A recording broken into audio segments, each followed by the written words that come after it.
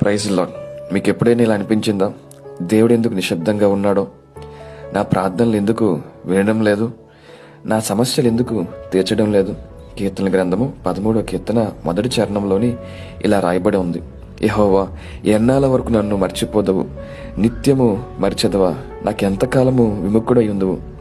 దావీదు కూడా ఇలానే అనుకున్నాడు. సమస్యలు చాలా పెద్దగా ఉన్నాయి, ఎన్నో భయాలు ఉన్నాయి, దేవుడు ఎందుకు మౌనంగా ఉన్నాడని. కానీ దేవుడు నిజంగా మౌనంగా లేడు. ఆయన తగిన సమయంలోనే పని చేస్తాడు. మరి మన ప్రార్థనలు ఏమైపోతున్నాయి? దేవుడు చూడ్డా ఏంటి అని అనుకుంటాం, కానీ దేవుడు చూడడం మానలేదు. సైలెన్స్ అనేది తాత్కాలికం మాత్రమే. మన దృష్టికి కనిపించకపోవచ్చు, ఆయన ఎప్పుడు మనతోనే ఉన్నాడు. మన కష్టాలను తెలుసుకుంటూ తన సమయానికి పరిష్కారం ఇస్తాడు. ఈరోజు నువ్వు అనుకుంటున్నట్టుగా దేవుడు మౌనంగా ఉన్నాడు అనుకుంటున్నావు, కానీ ఒక నిర్ణయం తీసుకుంటావా?